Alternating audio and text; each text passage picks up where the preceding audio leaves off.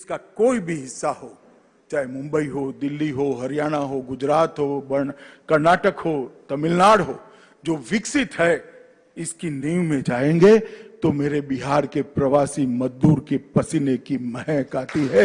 बिहार के व्यक्ति का पसीना इस देश के विकास की नींव में पड़ा। ये जो लोग अपमानित करते हैं उनको मालूम नहीं है कि बिहार के प्रवासी मजदूर का जज्बा क्या है। वो एनालिसिस नहीं कर पाते हैं कि मोदी जी ने प्रवासी मजदूरों को सुरक्षित रखने के लिए कितना काम किया है। जब से कोरोना की महामारी आई, सब जिलों के अंदर अभी स्वास्थ्य की व्यवस्थाएं नहीं बनी थी। मोदी जी ने वीडियो कॉन्फ्रेंस कर सभी प्रदेश के मुख्यमंत्रियों को कहा कि जहां जहां प्रवासी मजदूर है, यूपी का है, बिहार का है, उड़ीसा का है, बंगाल का है, नॉर्थ ईस्ट का है, उसको सम्मान के साथ रखा जाए, इनके कैंप बनाए जाए, इनकी भोजन की व्यवस्था की जाए और भारत सरकार से खजाने से 11,000 करोड़ रुपया वो प्रवासी मजदूरों के भोजन के लिए तुरंत ही इन राज्यों को दे दिया गया। और 1 मई से ही मजदूर दिन के दिन जब पूरी व्यवस्था चौक चौबंद होने लगी, जिलों के अंदर स्वास्थ्य सेवाएं पहुंचने लगी, उनकी ट्रेनिंग हो गई, क्वारंटाइन सेंटर बन गए, ऑक्सीजन के सिलेंडर पहुंचे, उसके बाद 1 मई से ट्रेनों की आवाजाही शुरू करी और उसको श्रमिक ट्रेन, प्रवासी मजदूरों के, प्रवासी श्रमिकों के सम्मान में उसको श्रमिक ट्रेन नाम दिया गया। और मित्रों, मुझे कहते हुए आज हर्ष है कि लगभग 1.25 करोड़ लोगों को सुरक्षित रूप से वहां पहुंचाने का काम भारतीय जनता पार्टी की नरेंद्र मोदी सरकार ने किया है। तकलीफ पड़ी है, कई ऐसे दृश्य भी आए जो मन को विह्वल कर देते थे। कुछ लोगों ने धैर्य खोकर पैदल चलना शुरू किया, उनके लिए भी एसटी बसें चलाई गई। जैसे ही दूसरे तीसरे दिन मालूम पड़ा, एसटी बस लेकर उनको नजदीक के रेलवे स्टेशन पर पहुंचाया, वहां से ट्रेनें चलाई। रेलवे के अंदर 85% खर्चा भारत सरकार ने उठाया, 15% खर्चा राज्य सरकारों ने उठाया। क्वारंटाइन के अंदर रखने का कैसा खर्चा, जैसे सुशील जी ने बताया, सभी राज्य सरकारों ने उठाया। और जब वापस गए तो उसको 1,000 रुपया नकदी और बिहार के अंदर 1180 रुपये का सामान देने का काम भी बिहार सरकार ने किया है। उनका स्वास्थ्य परीक्षण किया गया और आज वो सभी अपने अपने घर में सुरक्षित पहुंचे हैं। मुझे कोई आपत्ति नहीं है इसमें भी अगर विपक्ष को राजनीति करनी है तो, मगर मैं उनको इतना ही पूछना चाहता हूं, भला आपने क्या किया? ये बिहार की ही भूमि है जहां सबसे पहले लोकतंत्र का अनुभव दुनिया को हुआ, जहां महान मगध साम्राज्य का नींव डाला गया, जिसने अफगानिस्तान से लेकर लंका तक एक अखंड भारत की कल्पना को साकार किया। बुद्ध और महावीर की ये भूमि, चंद्रगुप्त और चाणक्य की भूमि, समुद्रगुप्त और कुमार देवी की ये भूमि ने हमेशा भारत का नेतृत्व किया है। और जब कभी भी भारत के मूल्यों के साथ खिलवाड़ हुआ, लोकतांत्रिक मूल्यों के साथ खिलवाड़ हुआ, बिहार की जनता से ही बिगुल बजा और फिर एक बार भारत विजय के रास्ते पर प्रशस्त हो गया। आजादी के लड़ाई में बिहार के नेता बाबू जगजीवन राम जी, राजेंद्र बाबू, जयप्रकाश नारायण, श्री बाबू, इस सब के योगदान को हम कैसे भुला सकते हैं। और आजादी के बाद भी जब कांग्रेस पार्टी की नेता श्रीमती इंदिरा गांधी ने आपातकाल डालकर लोकतंत्र का गला घोंटने का प्रयास किया, ये बिहार की जनता ने ही जेपी के नेतृत्व में आंदोलन कर फिर से एक बार लोकतंत्र को प्रस्थापित करने का काम किया था। आज मैं जॉर्ज साहब और राम मनोहर लोहिया जी को भी याद करूंगा, क्योंकि ये दोनों की कर्मभूमि भी बिहार रही है। ये बिहार की भूमि ने भ्रष्टाचार, परिवारवाद, वंशवाद के खिलाफ हमेशा लड़ाई लड़ी और सामाजिक न्याय के झंडे को हमेशा के लिए बुलंद किया। प्रधानमंत्री किसान सम्मान निधि, कांग्रेस के नेता राहुल गांधी चुनाव में बहुत जोर जोर से बोलते थे। उनका एक स्टाइल है, उनको किसी एनजीओ ने कहा है जोर से बोलने से ज्यादा वोट मिलते हैं, हमेशा जोर से बोलते हैं। और कहते थे किसानों का कर्ज माफ करो, कर्ज माफ करो। मैं उस वक्त भी उनको कहता था कि भाई कितना कर्ज माफ किया आपने, कितना कर्ज माफ किया?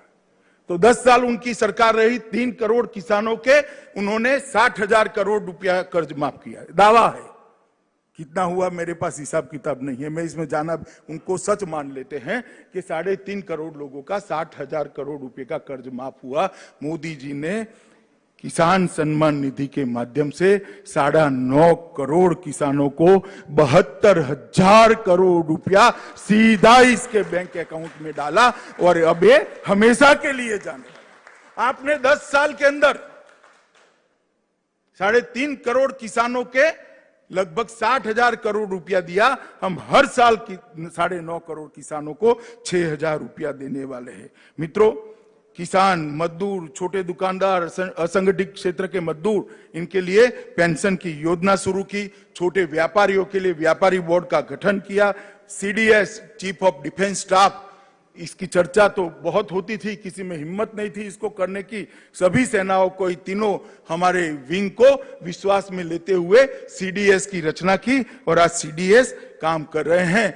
1 रैंक 1 पेंशन का वादा भी पहली ही टर्म में हमने समाप्त कर दिया था और लगभग 400 नए एकलव्य आवासीय विद्यालय आदिवासी बच्चों के लिए बनाने का संकल्प नरेंद्र मोदी जी ने दिया। मित्रों, जब मोदी जी ने पहली बार संसद के अंदर कहा कि मेरी सरकार गरीबों के लिए काम करेगी, मेरी सरकार दलितों के लिए काम करेगी, मेरी सरकार आदिवासियों के लिए काम करेगी, मेरी सरकार पिछड़ों के लिए काम करेगी, तब कुछ लोगों ने इंदिरा गांधी को कोट कर कर कहा था कि इंदिरा जी भी गरीबी हटाओ की बात करती थी। इंदिरा जी चली गई, गरीबी वहीं की वहीं रह गई। मगर उनको मालूम नहीं था ये भारतीय जनता पार्टी का नेता नरेंद्र मोदी के बोले हुए वचन है। वो जो बोलते हैं वो करते हैं। और आज देखते देखते आयुष्मान भारत के तहत देश के 50 करोड़ लोगों को 5 लाख तक की सारी स्वास्थ्य सुविधाएं फ्री ऑफ कॉस्ट देने का काम नरेंद्र मोदी जी ने कर 50 करोड़ लोगों के जीवन में एक उजास भरने का काम किया है, उजाला भरने का काम किया है। आज 50 करोड़ लोग, चाहे छोटा बच्चा बीमार पड़ जाए, बूढ़ी माँ बीमार पड़ जाए, बूढ़े पिताजी बीमार पड़ जाए, उसको चिंता नहीं है कहीं से लोन लेंगे साहूकार के, वहां से कुछ पैसा जमीन गिरो कर कर ले आएंगे, अपना मकान गिरो कर कर ले आएंगे, वो जरूरत ही नहीं है।